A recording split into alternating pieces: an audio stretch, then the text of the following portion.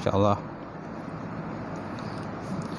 kita buka kuliah malam ni dengan sama-sama membaca Ummul Kitab ila hadratin Nabi Muhammad Mustafa Rasulullah sallallahu alaihi wasallam wa ala al-kiram ashabil izam sya'ulahumul Fatihah. A'udzu billahi minasyaitonir rajim. Bismillahirrahmanirrahim. Alhamdulillahi rabbil alamin. Ar-Rahmanir Rahim. Maliki yaumiddin. Iyyaka na'budu wa iyyaka nasta'in. Ihdinas siratal mustaqim. Siratal ladzina an'amta 'alaihim ghairil maghdubi 'alaihim waladdallin. Amin. Assalamualaikum warahmatullahi taala wabarakatuh. Alhamdulillahillazi arsala rasulahu bil huda wa dinil haqq liyuzhiruhu 'alad dini kullihi wa kafa billahi syahida. Asyhadu an la ilaha illallah wahdahu la syarikalah wa asyhadu anna Muhammadan abduhu wa rasuluh. Allahumma shalli wa sallim ala sayyidina wa nabiyina wa maulana Muhammad imamil muttaqin wa qadudul mujahidin wa ala alihi wa sahbihi ajma'in. Amma ba'd, fa inna sadaqal hadis kitabullah wa khairal hadi hadi Muhammadin sallallahu alaihi wasallam wa syarrul umuril muhdatsatuha wa kullu muhdatsatin bid'ah wa kullu bid'atin dhalalah wa kullu dhalalatin finnar. Qala Allah Subhanahu wa taala fi kitabil karim ba'da auzubillahi minasyaitonir rajim. Bismillahirrahmanirrahim. Innama ya'muru masajidallah man amana billahi wal yawmil akhir wa aqamas salata wa ataz zakah wa lam yakhsha illallah fa'ala asa ula yakunu minal muhtadin. Sadaqallahul azim. Maksudnya hanya saja orang-orang yang memakmurkan rumah-rumah Allah Subhanahu wa taala, ialah orang-orang beriman dengan Allah taala dan juga hari akhirat, serta mereka itu mendirikan sembahyang dan menunaikan zakat, dan mereka tidak takut melainkan kepada Allah.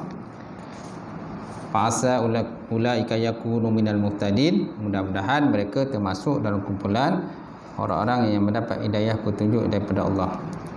Wa qala Nabi sallallahu alaihi wa ala alihi wasallam, "May yuridullahu bihi khairan yufaqqih fid-din." Maksudnya barang siapa dikehendaki Allah Taala akan kebajikan, saya diberikan kepahaman di dalam agama. InsyaAllah. Nawaitu ta'alluma wa ta'lim wa tazakkura wa tazkir wa naf'a wal intifa' wal ifadatu wa istifadah wal hassa ala tamassuki bi kitabillah wa sunnati rasulih wa du'a ilal huda wa dalalati ilal khairi ibtigha'a mardatillah wa qurbihi wa sawabihi subhanahu wa ta'ala. Yang saya hormati, semuliakan Al-Fadhil Tuan Imam kita, tak lupa juga semuliakan Tuan Bilal, kemudian pengurusi masjid, jawatan kuasa masjid, sidang jamaah muslimin muslimat mukminin mukminat taala. Alhamdulillah, kita panjatkan puji dan syukur kepada Allah taala kerana dengan limpah kurnia serta rahmat daripada Allah terdapat bersama sekali lagi pada malam ini untuk kita sambung kitab fiqh, kitab fiqh bab munakahat, nikah kahwin lah. Baik, kita lihat muka surat 24. Ada kitab? Ambil kitab. Ambil dah kitab. Tok Guru ada kitab, anak murid tak ada kitab. Buka je. Jilid 4. Jilid 4. Okey. Muka surat 24. Kita lihat 24. Keprihatinan Islam terhadap keluarga.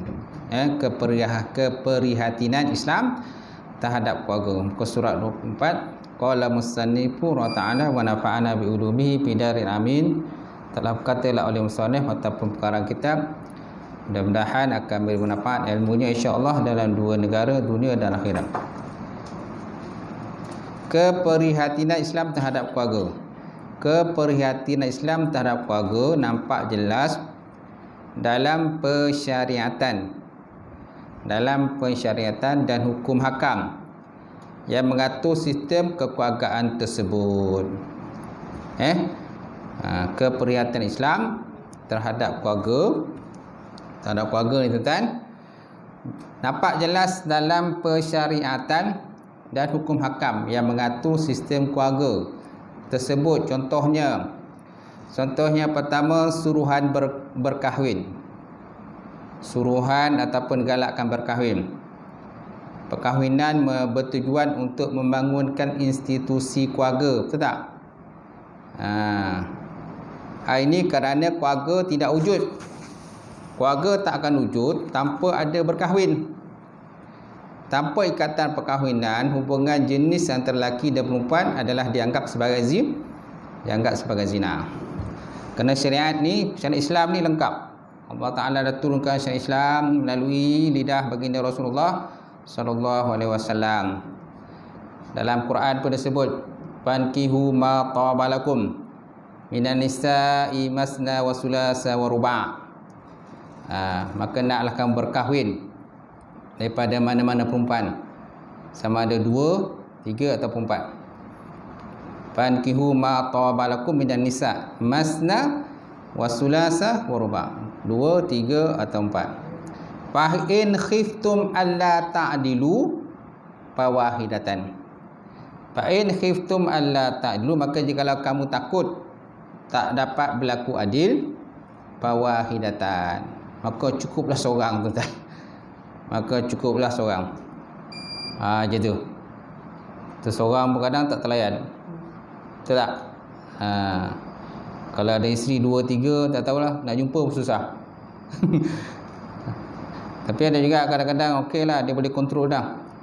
Senanglah isteri dia ikut cakap, kan? Mudahlah dengan cakap suami dia, walaupun ada 2, 3 kan. Dan dia masjid surah pun dia tak pernah miss, walaupun rumahnya 2, 3. Tapi kan, alhamdulillah, masalahnya rumah ramai tapi masjid pun tak sampai. Yang parah tu, masjid pun tak jejak, surah pun tak jejak.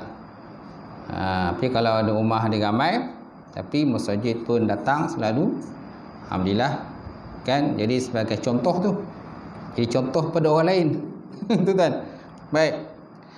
Jadi tanpa ikatan perkahwinan hubungan jenis lelaki perempuan, maka dianggap perzinaan. Dahlah zina, sudah tentu akan mengundang bala bencana daripada Allah Subhanahu wa taala. Kemudian anak tu pula macam mana? Anak ilahi tadi sudah tentu dianggap sebagai anak zina lah. Ataupun anak tak sah tarah. Bila tak sah tarah ni, jadi susahlah sikit kan. Jadi dia akan kehilangan kasih ayah tak ada, yang ada mak aja. Tu nasib baik mak yang nak jaga. Kalau mak tak nak jaga, buang macam tu je, dah lah ayah itu nak jaga, mak tak nak jaga. Lepas tu dicampak pula budak tadi, ataupun diletak ke masjid, pagar masjid tu. Dia tahu orang masjid ni berbaik, dia tahu orang masjid ni tuan-tuan berbaik semua. Jadi sudah tentu dia akan ambil lah, dia akan jaga lah macam tu. Pandai pula je. Baik. Jadi hal ni berdasarkan firman Allah Subhanahu wa taala, wala taqrabu zina. Wala taqrabu zina innahu kana fahishatan wa sa'a sabila. Jangan kamu hampiri perbuatan zina, kerana zina itu satu perbuatan yang keji dan seburuk-buruk jalan, ataupun satu jalan yang jahat yang membawa kerosakan. Pemasuk kerosakan itu kan. Dia kata kerosakan kan. Kerosakan ni lah masyarakat runtuh lah. Masyarakat runtuh. Macam tu. Jadi masalah sosial ni memang susah lah nak kawal. Lepas itu mengundang musibah dan juga balak daripada Allah Subhanahu wa taala. Macam tu. Apa saja boleh berlaku. Baik, Islam telah datang membawa ikatan. Dan Nabi Muhammad SAW pun, tuan-tuan, Nabi juga berkahwin. Nabi juga. Kalau sebelum lepas tu ada juga perkahwinan ikut kata adat jahiliah lah. ikut adat jahiliah. Malah Nabi, mak Nabi dan ayah Nabi pun berkahwin walaupun Nabi belum lahir lagi. Siapa nama ayah Nabi? Abdullah. Maknya Fatimah kan? Kan? Jadi sudah tentu perkahwinan itu mengikut kepada agama yang sebelumnya lah. Itulah perkahwinan itu sah. Kalau tidak, makanya sudah tentu Nabi ni kira anak zina lah. Kalau lah perkahwinan mak ayah Nabi itu tak sah, tahu tak? Aminah dengan Abdullah ni berkahwin ikut cara yang tak betul, sudah tentu Nabi ni kira anak zina lah macam tu. Sedangkan Nabi ni adalah Nabi, seorang Nabi dan juga Rasul. Dan tentu dia makam dia tinggi, kan? Macam tu. Jadi sesuailah dengan adat budaya sebelum tu lah, ataupun ikut pada agama yang sebelum itu. Macam tu. Baik, itu juga firman Allah Subhanahu wa taala, muhsinina ghairu musafihina wala muttakhizina akhdan. Muhsinina ghairu musafihin, yang bermaksud jangan sedang kamu dengan cara demikian bernikah bukan berzina. Bernikah bukan berzina, dan bukan pula kamu mengambil mereka menjadi perempuan-perempuan simpanan. Kamu mengambil mereka menjadi perempuan-perempuan simpanan, tuan-tuan. Macam tu. Cuma berbeza dengan hamba lah. Hamba ni pada zaman Rasulullah SAW, Nabi banyak terlibat dalam peperangan.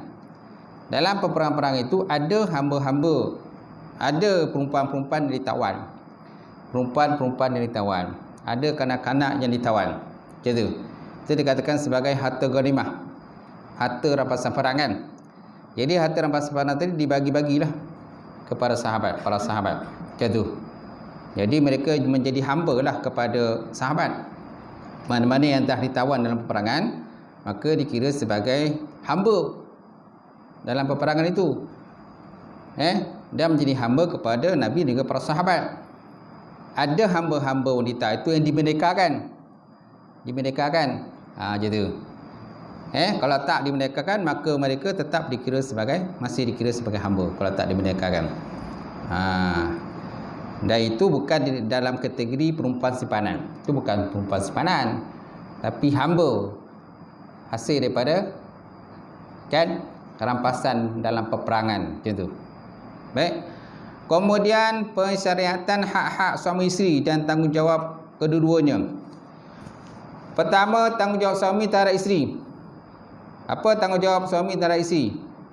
Pertama, mas kahwin. Mas kahwin. Mas kahwin ada dua jenis kan? Dua jenis mas kahwin. Pertama, mas kahwin misil. Yang kedua, mas kahwin musamma dengan misil. Mana dikatakan mas kahwin musamma dan juga mas kahwin misil. Mas kahwin musamma ialah mas kahwin yang disebut waktu akad nikah. Mas kahwin misil ialah mas kahwin yang tidak disebut pada waktu akad nikah. Dia tak sebut. Tetapi apabila telah berlakunya persetubuhan suami isteri tadi, maka suami tadi wajiblah membayar mas kahwin itu, mengikut kepada berapakah jumlah mas kahwin pada adik-beradik perempuannya yang sebelum itu, yang pernah berkahwin. Berapa adik-beradik yang sebelum mas kahwin ni berapa? Atau dikatakan mas kahwin misil lah. Baik. Ini berdasarkan firman Allah Ta'ala, wa atu nisa sadaqatihinna lillah. Wa atu nisa sadaqatihinna lillah, dan berikan oleh kamu akan perempuan itu mas kahwin mereka itu sebagai pemberian yang wajib. Sebagai pemberian yang wajib mesti diberikan. Kalau mas kahwin untuk ni 9 ni, kalau ikut mata wang ialah anak dara minimalnya 200 maksimal terpulang. Kemudian kalau janda minimal 100. Itu bukan hantaran lain. Hantaran itu perbincangan antar pihak lah. Kalau mas kahwin ini memang ditentukan oleh kerajaan, oleh Jabatan Agama, ditentukan dah. Mas kahwinnya kalau anak dara tu minimal ialah 200. Janda minimal 100. Nak bagi lebih, terpulang dah pada pihak yang berkenaan, orang yang berkahwin. Dia nak bagi lebih, nak bagi 1000 pun tak apa. Betul tak tuan? Okey. Itu mas kahwin. Berikanlah perempuan-perempuan tu mas kahwin mereka sebagai pemberian yang wajib. Ada negeri-negeri ni mas kahwinnya rendah je. Mana contoh mas kahwinnya rendah? Johor lah. RM22.5. RM22.5. Pahang pun tak silap saya RM22.5. Tiada beberapa negeri yang RM22.5. Nanti setakat ni yang paling murah lah. Takkan RM20 pun tak boleh bagi. RM20.5. Macam orang kata tu sangat pula kau. Pakai betul tak ada duit. Mas kahwin pun tak boleh nak bagi. RM22.5 je mam. Bukannya banyak. Tu pun kadang-kadang tersalah sebut. RM22 je. Setengah hilang. Lupa dia sebut dia. Kan saksi kata ulang balik, kata. Ulang balik. Dia sebut RM22 juga. Setengah hai mana tuan? Lupa ke? Oh ya, setengah hai lupa. Ulang balik. Barulah dia sebut RM22.5. Gitu. Okey. Senang tak sebut RM22.5 ni? Senang kan? Dia mas kahwin ni yang penting tu senang disebut. Yang paling senang RM20 ataupun RM100 kan senang sebut. Ini sebut ada pula sen itu. Kan ada pula sen itu, panjang pula sen ni. Lepas tu sen pula dia nak tengok tahun pula. Tahun bila? Contohnya tahun 2001. Dia punya sen tu 5 sen ni lah. Ataupun 21 sen, ada pula 21 sen ni. Tahun sen tu pula nak tengok juga. Kalau tak match tahun tu tak boleh. Dia nak tahun tu juga. Puaslah mengapa mencari terpaksa pula buat iklan dalam FB pula. Siapa yang ada duit sen sekian-sekian tahun ni, boleh tak serah kat saya? Saya nak kahwin. Mas kahwin ni macam tu dulu kan. Masya-Allah. Jadi asalnya benda tu murah kan? Benda murah je mas kahwin dia, tapi disusahkan. Disusahkan benda tu, jadi susah nak sebut. Silap-silap orang kata juru nikah pun salah sebut. Itu belum pengantin tu. Juru nikah imam pun salah sebut so. Baik. Kemudian yang kedua nafkah. Ini berdasarkan firman Allah Subhanahu Wa Taala, wa 'alal mauludi lahu rizquhunna wa kiswatuhunna bil ma'ruf. Dan kewajipan bapa pula ialah memberi makan dan pakaian kepada ibu itu menurut cara yang sepatutnya. Kewajipan kepada bapa pula memberi makan dan pakaian kepada ibu. Rizquhunna wa kiswatuhunna bil ma'ruf. Menurut cara yang sepatutnya, mengikut kepada pendapatan lah. Kan? Islam ni dia tak memberatkan. Tak? Jadi ikut pada berapa kemampuan dia. Kalau lelaki tu apa dia punya pekerjaan dia. Tetapi nafkah wajib dibagi kan. Ikut kepada kemampuan dia. Wajiblah bagi nafkah. Okey. Tempat tinggal berdasarkan kepada pendapatan dia. Jangan nanti gaji kecil. Gaji kecil tapi nak sewa rumah mahal. Gaji sebulan 800. Nak sewa rumah, nak orang kata orang pandang lah. Kan nak orang pandang dia. Maka dia pun sewa rumah, harga orang kata sebulan sewa rumah dia 1,200. 1,200. Isteri tak bekerja. Mana cukup? Akhirnya berhutang. Berhutang sebab apa? Nak bayar sewa rumah. Itu sewa rumah je. Belum yang lain lagi, apinya, dengan air dia, dengan tu dan ni dan sebagainya, makan, minum dan sebagainya. Jadi walaupun suami itu wajib menyediakan tempat tinggal, ni yang terbentuk nafkah kan, wajib menyediakan tempat tinggal, tetapi tengoklah kepada pendapatan tu. Cukup atau tak cukup.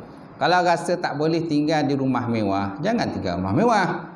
Carilah rumah kos rendah, rumah teres biasa, rumah murah dan sebagainya. Makna yang penting suami itu mampulah menyediakan apa sepatutnya. Bayar sewa rumah pun boleh. Kalau suami ni dah beli rumah, ada rumah lagi senang lah. Jadi rumah dia, isteri dia, orang kata basuh kaki lah. lap kaki masuk rumah. Dalam rumah semua dah ada dah. Dengan perabot dia, dengan TV dia, dengan mesin basuh dia, kan, kemudian dapur dia, kabinet dia. Betul tak?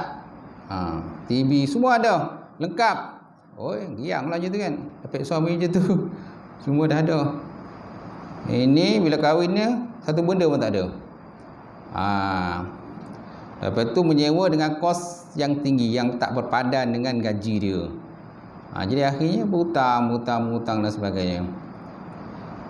Susahlah. Akhirnya pinjam alung. Baik. Itu juga hadis. Qala Rasulullah SAW, walahunna alaihikum rizquhunna wa kiswatuhunna bil ma'ruf. Kamu wajib memberi isteri kamu nafkah dan pakaian dengan sewajarnya. Nafkah ni maksudnya nafkah makan minum lah. Nafkah minum. Je tu. Ataupun tambahan lagi maskanun, mana tempat tinggal. Tempat tinggal ni satu benda yang keperluan. Sebab kalau dah nikah tak ada tempat tinggal macam mana? Kalau mak ayah rumah besar, bilik banyak, okeylah. Di mak ayah pun orang kata ada lagi tanggungan lain, rumah pula kecil, bilik dua je. Bilik dua, kan? Lepas tu ramailah adik-adik lain lagi. Bila dah kahwin takkan nak duduk dengan mak ayah lagi.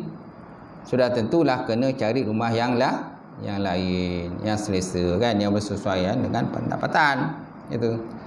Baik, kamu wajib berisi kamu nafkah dan pakaian dengan sewajarnya. Pakaian dia, pakaian yang sesuai dengan dia lah. Bukanlah orang kata jenis yang mahal sampai tudung, kan, selai tudung sampai RM1,000 selai tudung. Apa tudung yang mahal tu kan? Saya pun tak tahulah apa tudung yang mahal, tapi ada tudung pun macam-macam jenis. Telekung pun tentang macam jenis. Telekung tu, telekung ni, Khadijah lah, benda lah. Macam telekung. Tak? Jadi isteri pun tengoklah pendapatan suami tu. Kalau pendapatan ni kecil, tak payahlah minta yang mahal. Ini semua nak. Jiran sebelah beli tu, dia pun nak beli. Jiran sebelah yang belah setua pula beli tu, dia pun sibuk nak beli. Suruh rumah suami beli, kan. Jangan suami tak mampu. Gitu. Baik. Kemudian pergaulan yang baik. Ini berdasarkan firman Allah Subhanahu Wa Taala, wa ashiruhunna bil ma'ruf. Wa ashiruhunna bil ma'ruf, dan bergaulah kamu dengan mereka, mana isteri kamu tadi, dengan cara yang baik. Dan Nabi Muhammad SAW adalah yang paling baik. Ada isteri baginda. Khairukum li ahli. Sebaik-baik kamu ialah orang yang paling baik pada ahli keluarga dia. Nampak tak?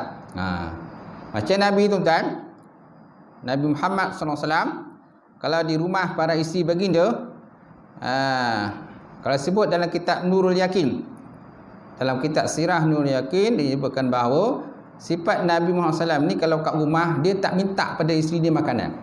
Dia tak minta. Dia tunggu isteri dia hidangkan. Kalau ada. Kalau tak ada, Nabi pun diam. Tak cakap apa. Macam tu.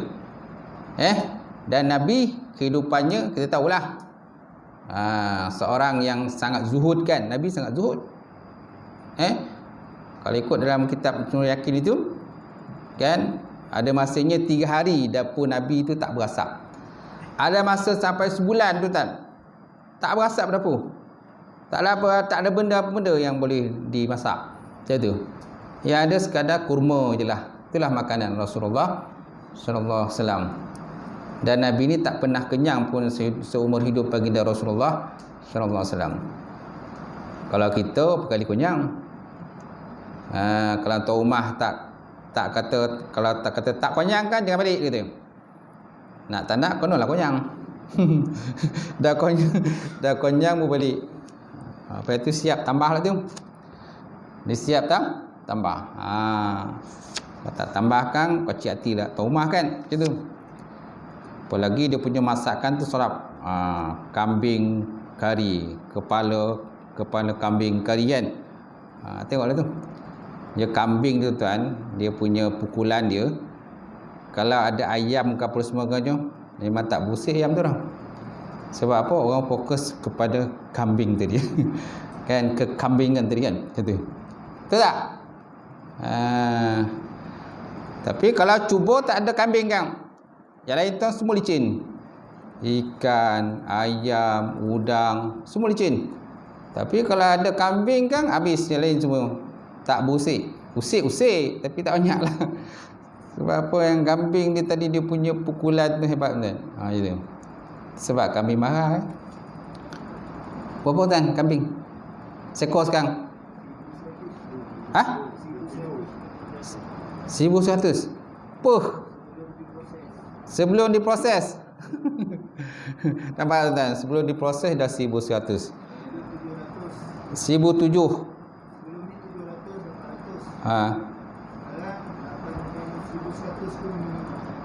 Ya ke? Itulah tu. Kan? Mana ramai peminat kambing itu. Cuma harga tu dia semakin hari semakin naik kan? Macam tu. Kambing tak mandi? Kalau kambing mandi? Kambing mandi mahal lagi tu kan? Macam tu. Macam tu. Dan Nabi Muhammad SAW kan, waktu bagi dia dalam keadaan remaja kan, Nabi penggembala kambing. Betul tak? Ketika Nabi berada di bawah pengasuhan Halimatus Sa'diyah pun, Nabi juga ada memelihara kambing kan. Dan ketika remaja pun Nabi memelihara kambing, dan Nabi mengambil upah memelihara kambing. Tu kambing tu kan, kalau siapa tu nak kambing tengoklah menjadi kan. Tapi ada juga orang tak nak kambing tak menjadi. Kandang yang tinggal Kandang akan main lagi lawa tu kan. Lawa kandang cantik. Macam istana negara dia punya kandang tu. Tapi lepas tu tak ada, dah tinggal kandang je. Mana pergi kambing ke? Tak menjadi ustaz kata. Tak ada rezeki lah. Macam mana kan? Dia ada orang nak rezeki kan. Kejap je kambing dah berkembang dah. Itu orang kata rezeki masing-masing lah. Baik, seterusnya tentang 3.2.2 tanggungjawab isteri terhadap suami. Pertama, taat pada perkara yang bukan maksiat. Taat pada bukan maksiat. Hal ini berdasarkan firman Allah Subhanahu Wa Taala, ar-rijalu qawwamuna 'alan nisa. Lelaki adalah pemimpin dan pengawal dan yang bertanggungjawab terhadap kaum perempuan. Lelaki pengawal kepada orang perempuan. Gitu. Sebab lelaki ni tuan-tuan memang banyak kelebihan. Dan Nabi pun, Rasul pun daripada lelaki. Tak ada Rasul dan Nabi ni pada perempuan, tak ada. Tapi wali ada. Wali Allah dia ada daripada perempuan. Contohnya Rabi'atul Adawiyah. Ni wali perempuan. Tapi kalau Nabi Rasul ni tak ada. Dia mesti daripada kumpulan laki-laki tuan-tuan. Tapi walaupun begitu tuan, ada orang dia tak nak jadi lelaki. Dia suka jadi perempuan pula. Allah Ta'ala dah kurniakan dia kan, lahir ke dunia dalam keadaan lelaki, tetapi dia tak minat nak jadi lelaki. Dia buanglah pula alat dia tu, tukar alat lain. Macam tu. Lepas tu muka pula licin macam perempuan. Ingat perempuan lupa lelaki kan. Tapi yang spoil itu dia punya suara lah. Suara dia mula-mula tu dia boleh manage lagi punya suara tu. Tapi lama kelamaan suara dia tu dia tak boleh nak kawal lah. Dah keluar suara jantan pula. Lelaki lah kan. Macam tu. Kawan saya dulu tuan-tuan, dia pernah tangkap orang. Dia punya tangkap maknyah lah dia tangkap. Macam tu. Mula-mula tangkap tu nampak okey lagi lah. Nampak lagi perempuan dia tadi. Tapi bila dah lama-lama tu, dia duduk dalam lokap tu, dah lama-lama tu dah keluar kejantanan itu. Suara pun dah lain. Lepas tu dia punya bulu roma pun dia dah keluar. Misai pun dah keluar. Macam tu. Sebab sebelum tu dia dalam keadaan perempuan tu, dia adalah ubat dia kan. Ubat yang dia makan tu. sehingga kan kekal dalam keadaan nampak macam perempuan. Tapi bila dia punya bahan ubat tu dah tak dapat, sumber dah tak ada, tu keluarlah dia punya tu kejantanan itu. So jantan. Betul tak? Kemudian orang kata macam kursus perkahwinan. Saya tadi ikut kursus kursus pemantapan. Kursus pemantapan penceramah untuk kursus pra-perkahwinan. Yakin punya lah 2 hari. Hari dengan besok. Jadi dalam kursus tu dia online kan. Ramailah di kalangan pencemah ni share lah dia orang kata pengalaman-pengalaman cuma kan. Antara pengalaman dia orang ni ialah antaranya ialah kata dia punya peserta kursus tu ada yang jenis yang lembik-lembik ni. Lembik-lembik ni sotong-sotong ni kan, benda yang macam tu. Dia ikut juga kursus perkahwinan. Dia nak kahwin. Yang budak-budak peserta lain ni ada yang nakal-nakal. Diusir-usir lah. Yang tu. Yang masalahnya penceramah ni macam mana nak kawal ni, nak kontrol ni. Dah kecoh pula dalam tu. Macam tu. Jadi tak nak terpaksalah dijarakkan lah. Tak boleh lah duduk dokek-dokek tu yang 3 orang tu dah. Dia kena seorang sana, seorang sini gitu. Paksa dia asing-asingkan. Gitu. Sebab dia punya tabiat dia tu lain sikit. Dia sotong lembik kan. Baik. Itulah tuan. Nak buat macam mana? Dah keadaan macam tu, dia dah pilih macam tu. Nak buat macam mana? Baik, seterusnya tuan-tuan. Tidak membenarkan sesiapa pun masuk dalam rumah tanpa keizinan dan juga keredoannya. Tak dibenarkan siapa pun masuk dalam rumahnya suami lah, tanpa keizinan keredoan daripada si suami. Hal ini berdasarkan hadis Rasulullah SAW. Qala Rasulullah SAW, walakum alaihinna alla la yuti'na furushakum ahadan takrahunahu. Sabda Nabi SAW, kewajipan isteri terhadap kamu adalah dengan tidak membenarkan sesiapa yang kamu benci masuk ke dalam rumah kamu. Ini tugas isteri lah. Mana suami pergi kerja. Lainlah kalau dua-dua bekerja. Ada kadang-kadang dua-dua bekerja. Pagi lagi dan masing-masing dah keluar pergi kerja. Balik pun petang. Anak pun orang kata hantar pada pengasuhan. Jadi nak jumpa kan malam. Barulah jumpa suami isteri anak. Kemudian 7 minggu baru dapat jumpa weekend lah kan.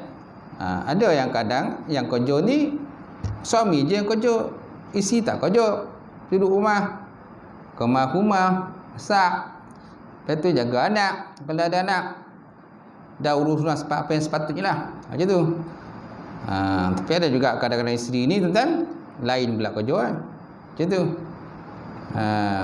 Walaupun duduk rumah tapi tak berkomen, sepah. Si suami balik kan dah marah mengamuk. Kenapa tak berkomen? Macam tu. Kemudian pula ada pula yang kata bawa lelaki lain pula masuk dalam rumah. Ni yang menjadi kemarahan tu. Antara sebab salah satu perceraian tu salah satu sebab lah. Betul. Ada yang kadang kata suami menangkap isteri. Tangkap basah bersama isteri dengan lelaki lain. Ada pula isteri pula menangkap suami. Tangkap basah. Isteri menangkap suami, mendapati suami dengan perempuan lain dalam rumah. Ni semua dah tu. Itu semua lah tu menyebabkan berlakunya antara perceraian-perceraian kan. Macam tu. Baik tuan-tuan, Imam Nawawi Allah berkata, janganlah kamu sama sekali pada isteri mengizinkan seorang itu masuk yang kamu benci masuk dan duduk dalam rumah kamu. Walaupun tak buat apa-apa tuan-tuan. Walaupun lelaki itu masuk dalam rumah kita, walaupun dia tak buat apa, duduk je, tengok TV. Tapi walaupun macam tu pun tak boleh. Tak boleh lah. Mana isteri tak boleh membenarkan orang lelaki lain masuk ke dalam rumah dia. Kalau nak bagi masuk, mesti mendapat keizinan daripada suami dulu. Bang, dia kata ada orang nak hantar tong gas. Kan? Ataupun ada orang nak repair pipe. Bang, ada orang nak repair pipe. Dan kita dah tahu dah ada orang datang nak repair pipe. So kita bagilah dia masuk. Setakat tompek tu ialah tompek dia nak repair dia, tompek lain kan jangan masuk pula. Dah masuk dalam bilik pula pola hal Kalau ada anak-anak lain lagi bagus. Anak pun ada kan, omak pun ada, wan pun ada rumah tu, lagi senang lah. Ni si tu seorang, lepas tu ada pula datang nak masuk repair pipe. Takut nanti dia kata akan berlaku perkara yang tidak diingini macam tu. Baik. Kemudian menjaga kemuliaan. Menjaga kemuliaan maruah dan juga harta suami. Hal ini berdasarkan hadis Rasulullah SAW. Qala Rasulullah SAW, ala adullukum ala khairin ma yaknizu rajulu al mar'atu salihah allati iza nazara ilaiha sarrathu wa iza amaraha ata'athu wa iza ghaba anha hafizathu bi nafsiha wa malihi. Kama qala Rasulullah sallallahu alaihi wasallam. Nabi bersabda, dia kata, maukah aku tunjukkan kamu sebaik-baik perkara yang disimpan oleh laki-laki? Ala adullukum ala khairin ma yaknizu rajulu. Mau tak aku tunjukkan pada kamu sebaik-baik simpanan perkara yang disimpan oleh laki-laki? Apa dia tuan-tuan? Al-mar'atu salihah. Perempuan yang perempuan yang salihah. Yang mana ciri-ciri perempuan yang soleh itu allati iza nazara ilaiha saratha. Yang mana apabila suami tadi melihat kepada dia, maka dia menyukakan suami dia, menggembirakan suami dia. Tengok pandangan, suka suami. Tak adalah bila tengok tu kan, menyampah betul lah. Kau ni tak mandi ke? Dia kata isteri tak mandi. Kan berpolo-polo kan tak mandi. Lepas tu kain pun macam kain kirai roti canai je tu. Tak kata tak bertukar. Sepatutnya bila suami tu balik dah siap berhias. Macam mana? Kan pernah ada cerita kan tu kan Aisyah cemburu dengan seorang perempuan kan. Seorang perempuan yang mana perempuan ni ialah ahli syurga yang pertama masuk ke dalam perempuan. Aisyah pun terkejutlah. Ada ke lebih baik pada aku? Macam tu. Maka Aisyah pergilah pada rumah perempuan tadi. Apa yang dia tengok di rumah perempuan tadi? Kan? Aisyah tak dibenarkan izin masuk dalam rumah, kecuali ada mendapat keizinan, dia dapat izin daripada suami dia. Maka baliklah. Kemudian datang lagi. Macam tu kan? Pun tak dapat izin lagi. Balik. Sampailah betul-betul dapat izin, barulah Aisyah pun dapat masuk dalam rumah perempuan tadi. Bila sampai dalam rumah perempuan tadi, kan, tengoklah rumah perempuan tadi, kemudian tiba-tiba orang bagi salam. Kan, siapa yang bagi salam tu? Sebenarnya suami dia. Suami perempuan tu balik. Apa yang laku oleh perempuan tadi? Dia berhias kan? Betul tak? Dia berhias-hias dengan pakaian cantik, dengan pakaian menggairahkan kan. Sebab apa? Aisyah pun terkejut. Kenapa kau buat macam ni? Sebab suami aku nak balik. Kemungkinan dia ada hajat pada aku kan. Jadi biarlah dia selesaikan hajat dia. Takjublah Aisyah tadi kan. Seorang perempuan tadi berhias dengan pakaian menggairahkan, kain pun orang kata diangkit nampak pohon dan sebagainya. Lepas tu siap pula rotan ni. Dia Aisyah bertanya, kenapa ada rotan ni? Rotan ni tujuannya kalau seandainya aku ni tak kena pada dia oleh suami aku, maka bolehlah ada rotan aku. Sampai begitu sekali tu kan. Ada tak perempuan buat macam tu? Ada tak buat macam tu? Tak ada. Dia rotan suami dia dah. Kan? Dia pun rotan ni suami dia. Bukan ni rotan tu bagi suami dia. Hanya abangan rotan. Kalau apa benda tak kena orang, rotan lah dan. Macam tu. Tak ada. Suami masuk dalam rumah ya, kadang-kadang dah kena laser dah. Laser pupa. Kan? Sampai suami ni pun rimeh dah. Last keluar balik. Daripada bau masuk dalam rumah tu, tiba keluar balik. Pergi mana tu? Mengetel lah dia kata. Lagi mengetel lagi baik dia kata. Daripada tengok dengan awak ni beletir dia kata. Beletir siang, malam, pagi, petang beletir. Bila masa tak beletir pun tak tahu dia kata. Tapi bila isteri dia tak ada tu, dah meninggal isteri dia, kan? Rindu pula dia tu dengan meletir isteri dia tu. Isteri dia tak ada, dah meninggal. Rindu pula dengan meletir isteri tu. Macam mana kan? Isteri dia tak ada. Baik, seterusnya sikit lagi ya. Sikit lagi. Pensyaratan hak-hak anak dan juga ibu bapa. Tadi hadis ni tak habis lagi. Hadis tadi, iza nazara ilaiha saratha. Apabila dipandang maka menggembirakan akan suami dia. Wa iza amaraha ata'atahu. Dan apabila diperintah maka dia mentaati akan perintah suami dia. Macam tu. Wa iza ghaba anha hafizathu fi nafsiha wa malihi. Dan apabila gaib suaminya daripadanya, gaib suami daripada dia, hafizathu fi nafsiha, maka dia memelihara akan dirinya. Dia pelihara akan maruah diri dia. Tak ada dia orang kata mengajak mana-mana lelaki jantan mana-mana pun sebagainya balik rumah dia, tak ada. Macam tu. Wa malihi, dan juga harta suami dia pun macam tu. Malahan kalau nak bersedekah pun tuan-tuan, daripada harta suami dia akan minta izin suami dia. Bang, dia kata ada orang datang rumah minta sedekah, boleh tak saya ambil duit abang ni? Berapa nak ambil tu? RM1 dia. Ambil lah dia. Kan? Ataupun berapa nak ambil tu?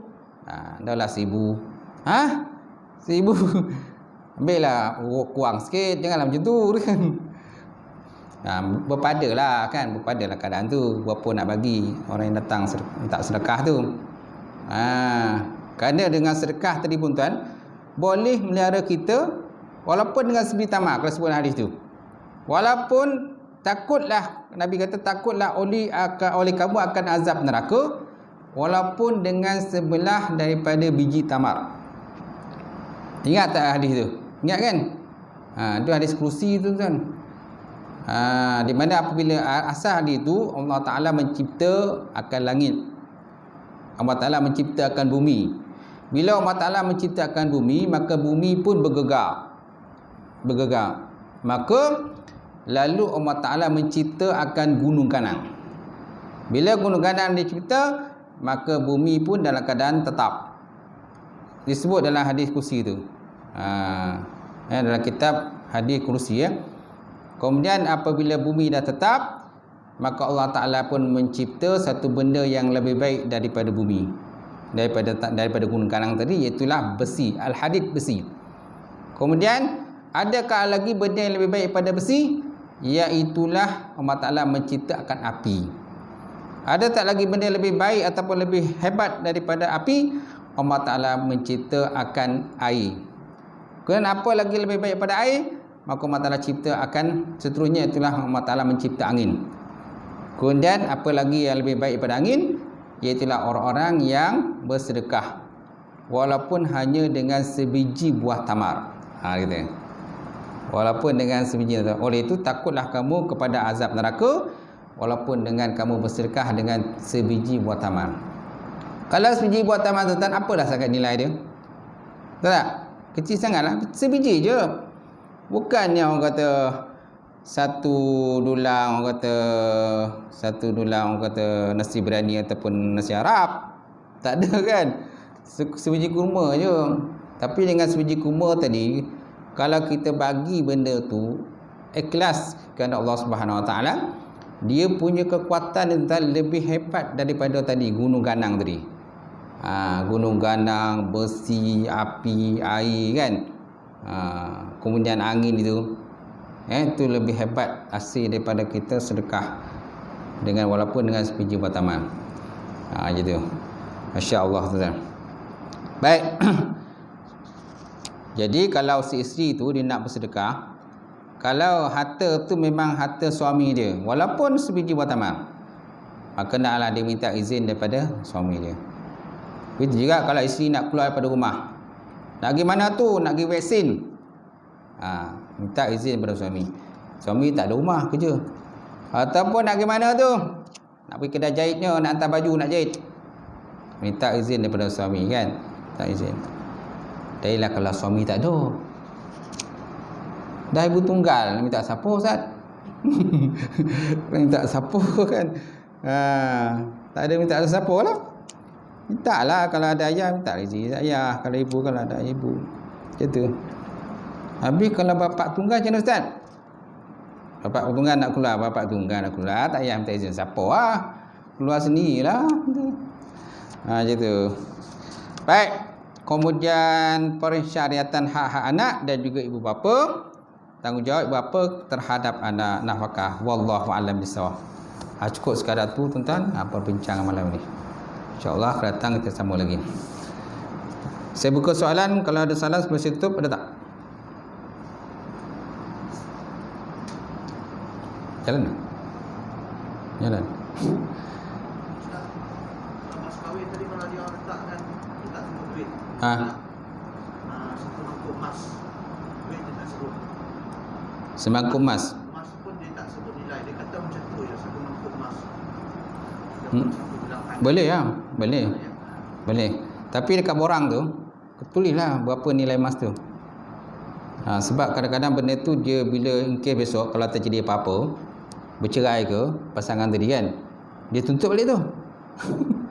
Ada macam tu, dia tuntut balik. Sebaiknya pendaftar nikah ni, penuh pendaftar dia kena tulis. Walaupun dia bagi seketul emas ataupun satu emas, tapi tulis dalam bracket tu berapa nilai emas tu. Nilai semasa dia berapa. Macam tu. Okey? Nak tengok resit tak? Mana? Nilai emas tu nak ada resit. Kalau orang kata satu pihak tu minta, pihak satu lagi kan, bagilah, tunjuklah. Orang aku Minta. Lagi elok lah minta. Mas kahwin kalau anda kata terjadi perceraian, Ya. dituntut balik oleh pihak suami. Kalau ikut kan tak boleh tuntut, itu pemberian wajib. Tapi boleh orang tu kadang kan kira. Kan semua dia tuntut dah. Dia ambil kira tu. Apalagi kalau mas kahwin tu besar. 100,000 mas kahwin ni. Kadang ada sampai 300,000 mas kahwin ni. Takkan dia tak minta balik? Boleh minta dia tu. Dia kira tu, berkira dah. Dah dulu sayang. Bila sayang ni semua bagi. Mas kahwin 300,000 pun tak kisah. Dia sayang kan. Jadi bila sayang tu dah tak ada, dah hilang sayang tu, dia bangkit balik benda tu. Dia minta balik. Sepatutnya boleh tak boleh minta. Kan? Ataupun hantaran. Kalau tidak pun hantaran. Hantaran 300,000 atau 200,000. Bila terjadi perceraian, masing-masing pun minta lah tu. Pasang lawyer dan sebagainya minta balik. Itulah masalah Masalah ni. Ustaz, menyentuh ras sedekah tadi, kalau pemberian ayah kepada isi keluarga dia, adakah itu dia anggap sebagai satu sedekah dan dia menjadi keutamaan sebelum dia bagi kepada orang di keliling dia? Pemberian Kepada isi keluarga dia, contoh dia anak dan isteri, adakah itu dianggap sedekah atau bagaimana Ustaz? ayah. Ya, pada anak-anak dia contohnya belajar ke apa kan, adakah ia itu dianggap sebagai sedekah dan dia lebih afdal diutamakan berbanding kita bersedekah di Laju mana? Slow sikit cakap. Dia cakap laju popai. Sekali lagi.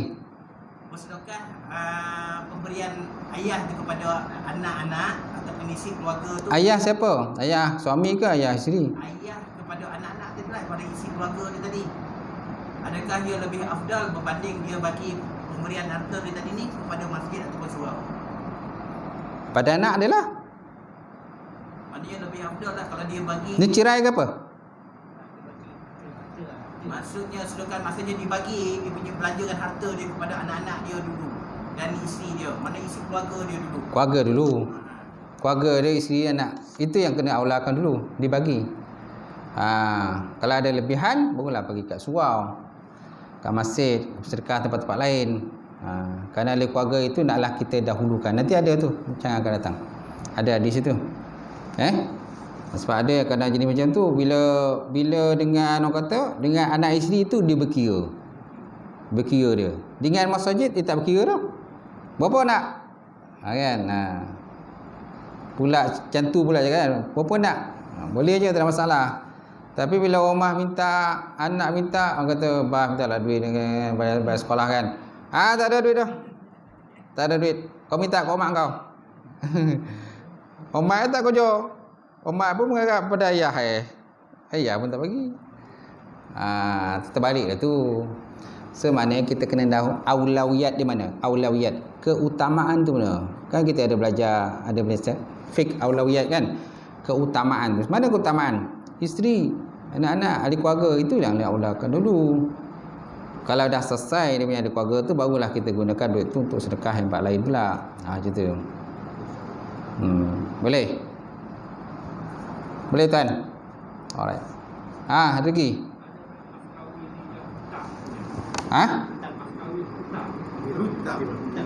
Hutang. Ada mas kahwin hutang. Kan? Si lelaki tu dia tak mampu nak bayar mas kahwin tadi. Dia nak kahwin. Ini biasanya pihak keluarga dari perempuan itu ataupun ayah keluarga perempuan tadi, dia meletakkan mas kahwin yang tinggi kepada lelaki itu. Lelaki itu dan nak perempuan tu, anak dia. Anak dia pun nak juga budak lelaki tu. Ayah pun dah pening kepala. Nak tahan kan anak. Kan macam tu. Dah asyik berdua kulit-kulit kedai baru. Yang ayah ni pun dia tak puas hati budak lelaki tu. Maka dia tokkan budak lelaki tu. Boleh kau nikahkan Dan? Dengan anak Dan boleh. Dengan syarat mas kahwin ni kau bagi aku 1,000 mas kahwin. Budak ni pula kerja apa ya? Kerja pun tak tetap. Kojap kerja senyap berhenti. Kojap kerja senyap berhenti. Kojap kerja senyap berhenti. Kojap kan motong-otah berhenti. Kojap kan kata kerja bengkel berhenti. Lepas tu kerja ni berhenti. Mana kerja tetap ya? Jadi tak mampu nak bagi mas kahwin. Jadi terpaksalah hutang. Saya nikahkan kau dengan si Pulanah bin si Pulan dengan mas kahwinnya RM1,000 hutang. Hutang lah. Jadi risiko hutang ni, bila hutang ni kan, dia akan tertulis. Kalau sijil nikah tu dah di print, dia akan tertulis itu hutang. Sampai bila-bila akan tertulis hutang bila dah print. Tapi kalau seandainya dia tak print, belum print lagi tapi dia dah bayar kemudian, mana kita boleh adjust lah ke sijil tu. Kita boleh adjust ke sijil tu. Walaupun waktu akan nikah tu hutang, tapi kita tetap, supaya jangan dia mengaibkan dia, jangan malukan dia, kita letaklah tunai kat situ sebab dia dah bayar. Tapi dengan syarat sijil nikah tu belum di print lagi. Bila dah print si nikah tu dah tak boleh buat apa dah. Sebab dia kena tulis kat situ hutang. Walaupun dia bayar kemudian. Kalau nak bayar kemudian, sijil ni. Mana? Sijil tu sampai bila pakai hutang. Ya, kan tertulis hutang. Walaupun dah bayar. Kalau nak potong boleh, tapi tak lawa lah. Potong. Bila potong dia kena signature, kena sign kat situ. Pegawai kena sign. Dia akan ada satu chop kecil, kemudian kena sign kat situ. Baru boleh tukar. Itu peraturan dia. Mana setiap dokumen kerajaan ni, mana-mana yang kita nak pindah, dia mesti ada satu sign kecil kat situ. Lepas tu kena chop dan sign daripada pegawai. Mana dah berlakunya pindaan. Macam tu. Jadi sijil tu dah tak lawa lah. Dah tak lawa lah. Dia dah ada pindaan. Ya? Siapa yang mati? Dia bayar tak?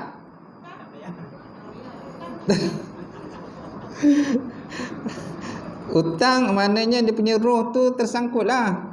Kan orang yang berhutang, dia punya roh tu kan terawang-awang antara langit dengan bumi. Dia bukan hutang tu je, semua hutang. Apa saja benda hutang tak selesai, dia punya roh tu tak selesai lah. Waris dia bayar kan? Boleh lah waris dia bayar. Kalau waris dia tahu, boleh lah bayar untuk pihak dia. Macam tu. Tak banyak kan? Tapi ada juga kalau waris tak bayar, dia tak kosong bayar dah. Dia kata kosong dia nak bayar dah. Kono pula mas kahwin ni pula banyak pula kan. Macam tu. Anak pula orang kata berkira pula. Macam tu dah sampai bila-bila. Hutang lah.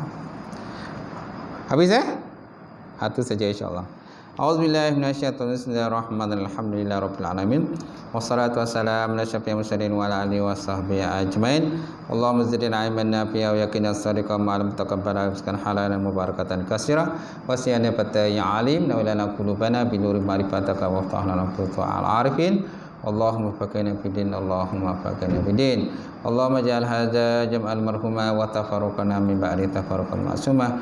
Rabbana atina fid dunya hasanah wa fil akhirati hasanah wa qina azabannar. Subhana rabbika rabbil izzati amma yasifun, wassalamu alal mursalin. Alhamdulillahi rabbil alamin. Qabbalallahu minkum.